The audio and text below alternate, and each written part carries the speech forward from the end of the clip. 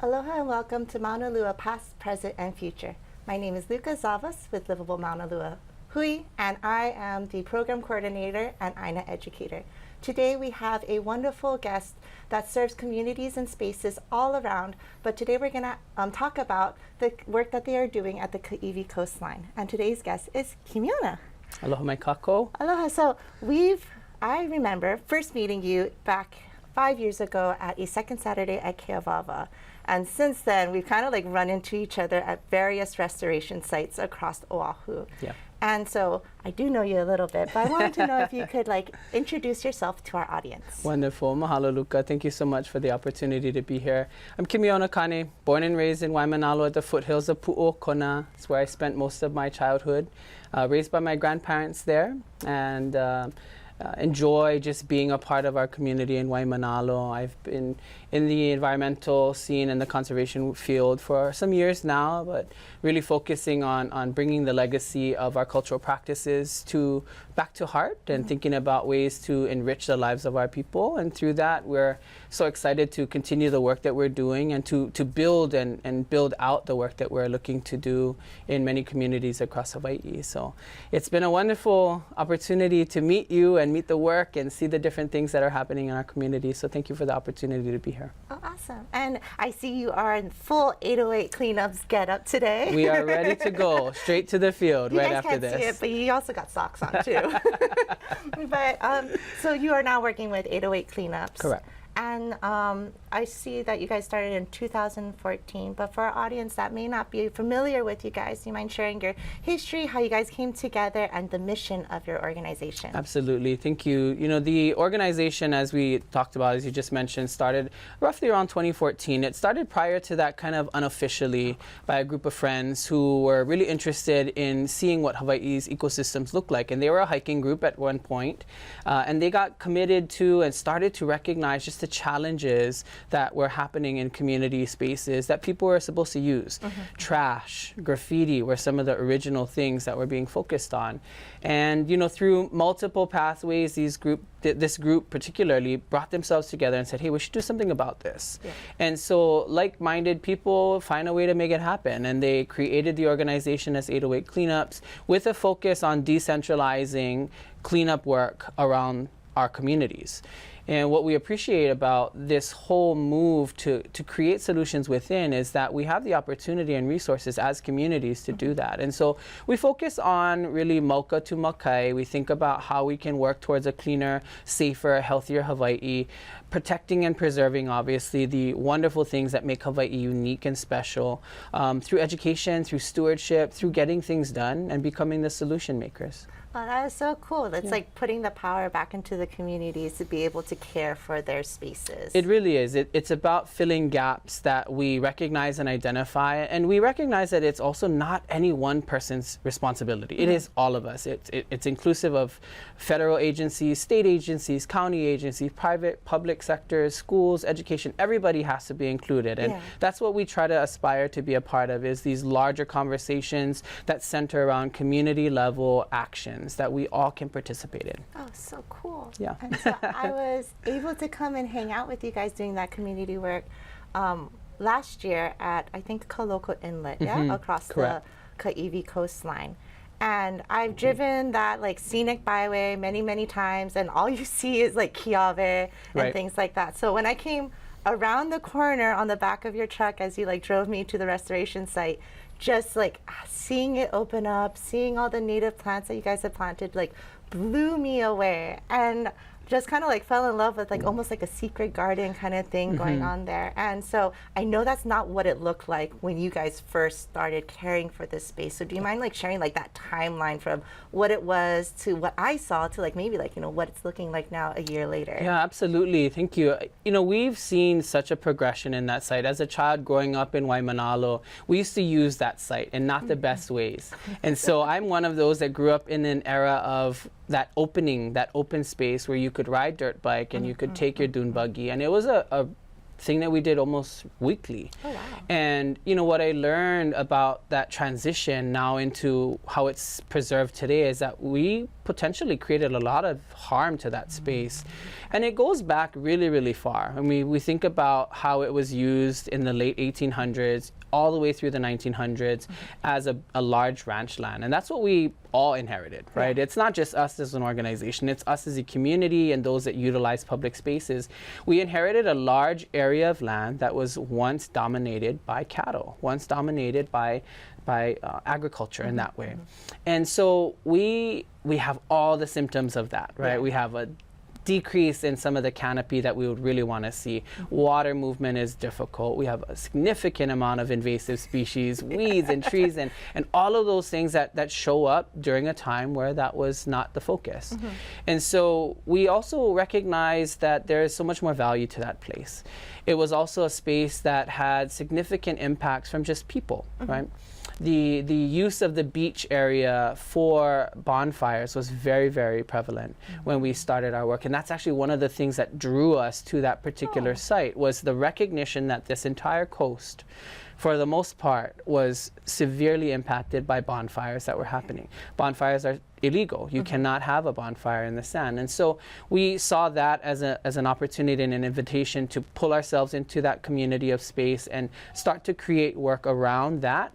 And we've branched out into so many different things now because the space offers that. I see. Yeah. Oh, wow. So I saw that you guys were planting out like a veo and a kuli, and so, but then I also heard that you guys have some birds that come through, both endangered and native, and even a little insect that many people might know a lot about. So do you mind sharing a little about how you guys are protecting these species? Absolutely. We're so excited that the response has been positive from the community of plants and animals, if you would. And we were visited by the moli recently. We've had experiences with IO that have come back into the purview now and into the area. And just to be able to observe these animals again in a space where they may or may not have existed for a while gives us hope. We still have issues with some of the non-native species like the mongoose and some of the feral cats that we see in the area as well. But significant improvements have been made to ecosystems that offer us an opportunity to learn again. Plants and animals. And one of the bigger focus points for many of our partner agencies as well as ours is the Hylaeus, right? Hylaeus anthracynus is our native yellow-faced bee. Such a fancy name. It's a very fancy name. It is given, in a way that I think helps us create a relationship of understanding to each one of them. So, there's about 63 of them, and they all have a very unique and distinct facial pattern of yellow. That's how the males are identified. And we have one out there that is slowly creeping its way back into the ecosystem. And that's such an exciting thing, where when we first started, we were unaware, like many people. And our friends at the U.S. Fish and Wildlife, the Department of State Parks, and also our friends at the University of Hawaii. Jason Graham was one of the researchers there that was helping us understand what our work would be looking at and doing and how it was going to be helpful or not. And so we learned about that species through them. That's so and cool. Now it's become one of the focal points for us, but it's branched out into so many different layers of ecosystem diversity that we might be able to reinstate in a place that has been absent for a while. Oh, so they really are positively just responding to you guys being there and having that community, like a positive community influence. As you said, there are many different ways that a community member can interact with your environment. Absolutely. And so having those positive and informed, because not everybody knows, as you mentioned, and when I think back of maybe I did do 1 or 2 bonfires when I was a little kid. Now I'm more well informed of the effects that it can have, that it does have on our environment.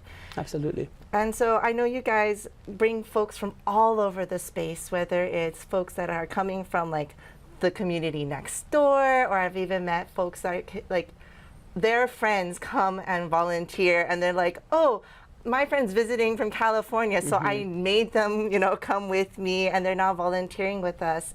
And they are, after chatting with them, pulling out buffalo grass, they mentioned like they had such a great time learning about the ecosystem, learning about the native species and things, but there was something extra that you were providing that they were seeing like they weren't getting in other places, and they were really excited that you were sharing, and that was Native Hawaiian perspectives and culture. And so why is it so important to you to weave that into your work that you are doing both at Kaiwi and other spaces? Yeah, it is so critical for us to ensure that the legacy of the things that we do are done in the right ways.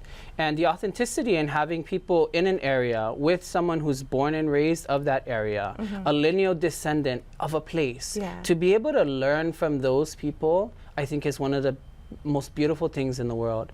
And I've been very blessed and fortunate that in many of the cultural practices that I've been responsible for or tasked with by my community and elders within the community of practice, now I have that responsibility to share and share within reason, right? It's not an open blank share, but it is sharing with people that are like-minded, people that have the same interests and the same level of curiosity, but also responsibility to keeping that knowledge productive, keeping that knowledge and the integrity of that knowledge at the highest levels. And so I've found myself as an adult now really keying in on those critical components of what makes Hawaii so special and unique, and who better to tell the stories than those that have lived through that.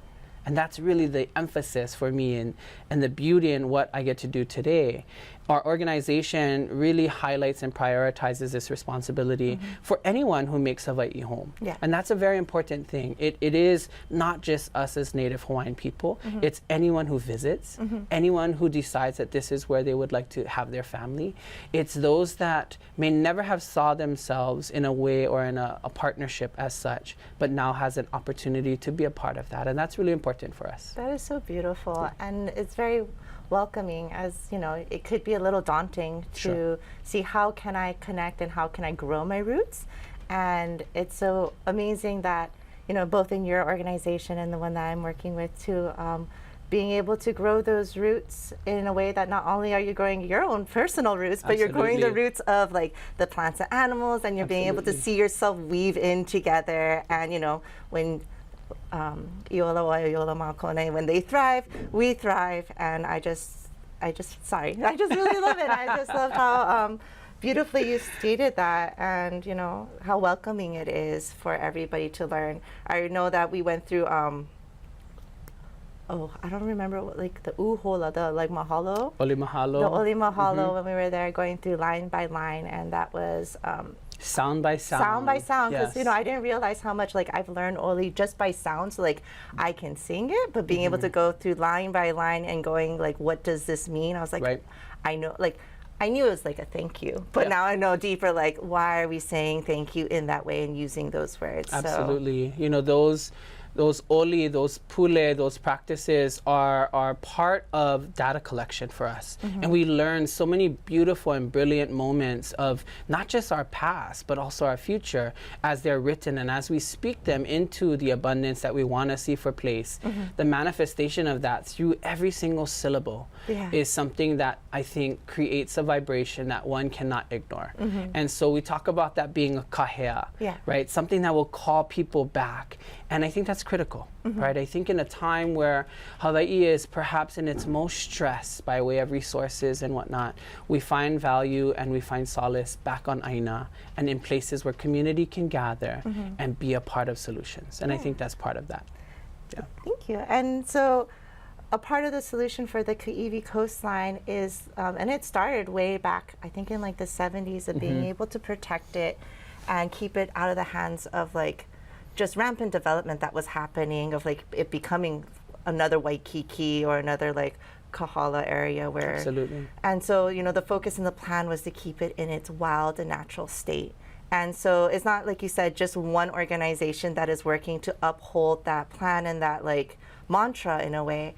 And so, you know, Livable Maunalua Hui is taking care of the Maka areas and trying to restore that back up. So when we look down upon you, we can see all the wonderful work. And as you look back up upon us, we can see all the wonderful work, and we connect in the middle. Absolutely. But how it is 808 cleanups, you know, working through and making sure that, you know, wild and natural state mantra and vision is being like upheld as we do work with different organizations that might not know that that's like the vision and things, and may want to deviate just a little bit and things like that. Yeah, you know, we're very transparent about the work that we do, and I think our consistency in place also allows us to demonstrate that we're here to diversify the Hawaii aspects of this area. And that's it. It doesn't get to be a place of development in the way that folks are wanting perhaps to see. And being advocates for that is a very important thing, because as time is changing, land is starting to really shift into different pockets of development. And what we know is that some of the most important parts of Hawaii are now extinct. And we do not want to contribute to that. Yeah. And so I think it's really important that anyone we meet who's traveling through, who might have an interest and may be unaware, we are very, very spoken about it. We have no problem sharing that vision and that collective vision, because it's not just an organizational one. As you mentioned, this is a whole collective of communities that have come together and said, no, we deserve to have an open space. And what we're doing today is reconnecting those open spaces to a time that can be celebrated again, where people can have relationship with place in such a more intimate way. And we believe strongly that those relationships allow us to truly think about things long term. Amazing. Thank you. And, you know, being able to weave it in a space like you were talking about, having like visitors, and I've mentioned like friends coming from across the space, but you're also, when I went to visit, there was a school group that was coming out, and I had a lot of fun talking with them. And so now you're like planting the seeds for the next generation. And so do you mind sharing a little bit of like how that school group from Waimanalo, Kailua Waimanalo. Kailua Waimanalo, like what experiences have you seen as like watching them grow that relationship with Kaiwi and those spaces? You know, similar to you, many of these children have never seen the space in that way, right? We drive past it on the main highway, and that's as far as we get. There's occasionally a few that might have gone out with a family or with some friends and did some fishing or did some recreation, but they've never been able to see it in the way that we're offering. And I think that's such a beautiful way of connecting people again to these storied places that have still opportunity for us to write mo'olelo into. You know, we have regular visitors from international spheres as well. We just had some folks come back from Canada. They visit us every year. That's so cool. And they have been visiting us with the intent of having authentic relationship building with place. And so these students, I think, are offering us an opportunity to, as you said, plant these seeds, because we're going to need this work to continue. We're going to need these next levels of stewards to come through, to be a part of the thinking process, to be a part of the data collection, to be a part of the scientific questions that we want to see in place, and to have such a connection that we want to see that's going to be long term. And so it's such a beautiful thing to have young ones of all ages, right? We host all ages, and we are open to all schools. There's not just you have to live in this area. No. If we could make schools travel easier for them, it would be so much different, but we are where we are, and the invitation to participate is definitely welcome, because we want people to see and have a relationship, because we will also need them to advocate for it. True.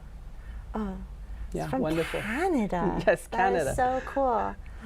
So you are taking care, and we talked a lot about Koloko Inlet, but there's another spot you guys are caring for, and that is Avava Malu.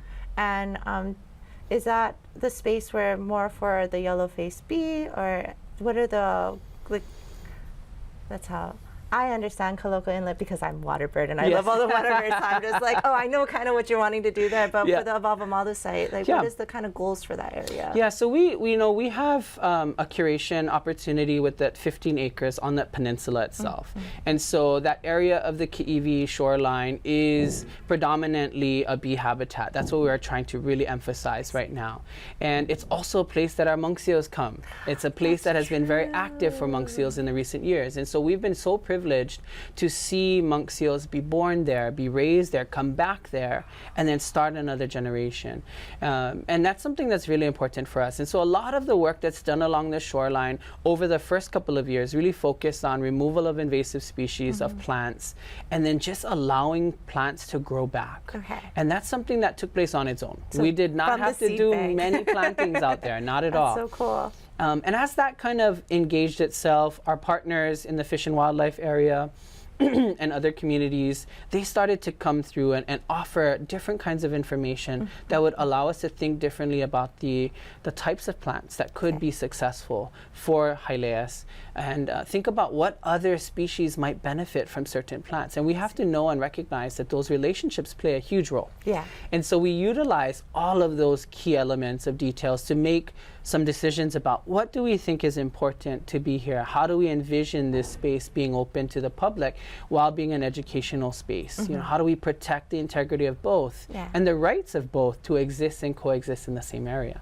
And so along the shoreline, it's been a lot of marine debris, plastics, cleanup, taking care of the bonfires, minimum nowadays, but certainly, you know, we've had our work cut out for us in the first few years, and now just letting the organic parts of the ecosystem come back, you know. And I think that's something that we don't even have a clue about, what is the potentiality, because while we think about and focus on these critical data points, we also know and are open to what may happen. Yeah. You know, and so it's a place for us to think about the uniqueness of our region, you know, and so our plant sourcing, we try to source it specifically genetically from our region, and we really work on understanding what are those key components that might be missing, that we might be able to put back into all of our learning lives, because that's so important for us. Oh, I just love to hear that, like, it's popping up on its own, and yeah, you're right. You don't know what's underneath, like what can be there, or what just needed a little bit of space to breathe, to be able to come back and see the sun again. Absolutely. And so you guys are very well known for your bright orange shirts and things like that. Yeah, like that one. And so folks can get one of their own. I know it's not like something you hand out right away. I haven't earned mine yet either.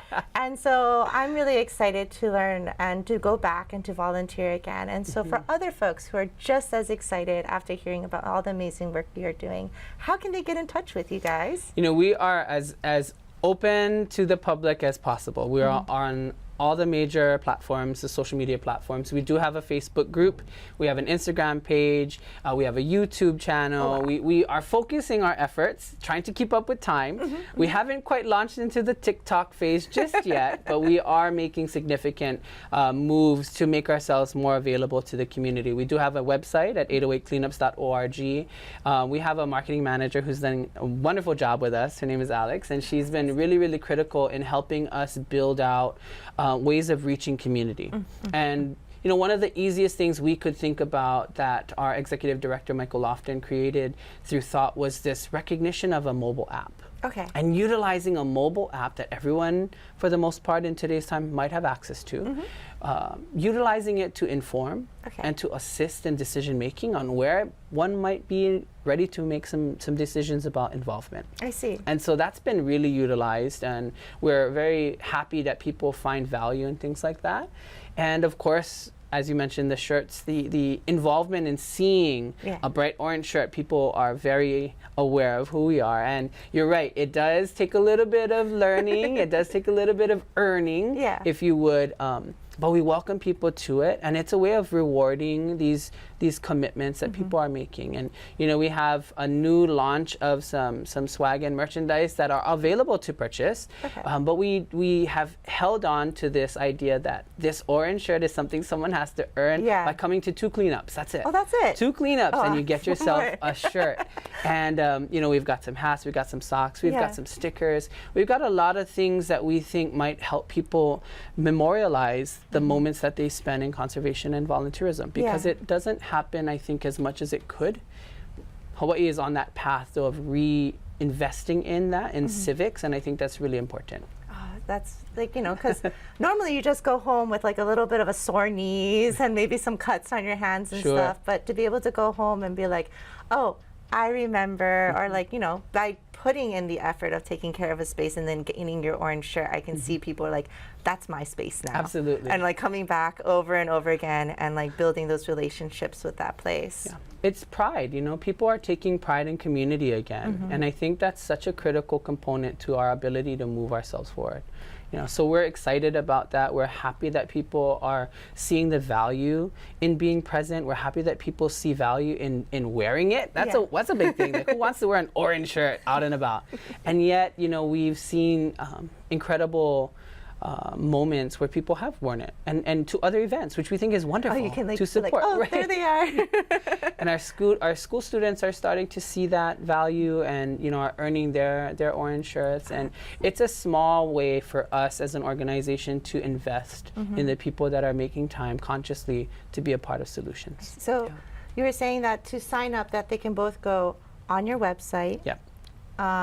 Not so much through the social medias. Not too much. We prefer people to use the website. We have a calendar there, and you have all the information and structure that you'll need to get the information you need to sign up, including the waiver form and event details. We have a whole list of things that someone can spend some time looking at.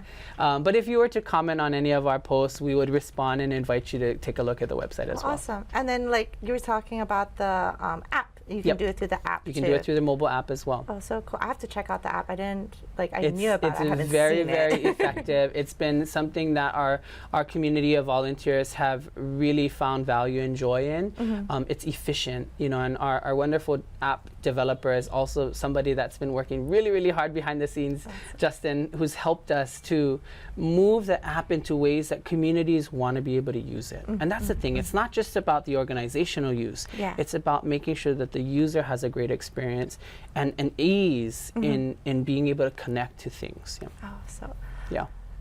Through this conversation, we've had such a the history of being able of you guys going to protecting this space, and how that connection of you as being born and raised in Waimanalo in that area are now caretaking of this area and connecting that history over. And now you guys are incorporating this modern era type, let's use an app, let's do all these things to really be able to be open so that everybody can come in and help and build that community relationship. We are focusing on Kaiwi, but with other spaces across Oahu, and I think maybe other islands, not yet. Yeah, absolutely. For us, not yet, but we've tried, for sure. And so, I really just want to encourage everybody to go out. I'm gonna, put you should go to Kaloko Inlet just because it's my favorite spot, because I love the water birds and I hear the IO is coming. But it's such a beautiful scenery area, and so they just really need to go to www.808cleanups.org. Correct. And just choose a date, sign up. We'll see you there. And they'll have fun. Thank you so much again for hanging out with me. It's been wonderful to sit down and catch up and to talk about all the wonderful work. And I just want to say thank you to Mapuna Puna Ōlelo, and for hosting both 808 Cleanups and Livable Maunalua Hui. And I hope to see you guys again back out on the land. Ahui ho. Ahui ho.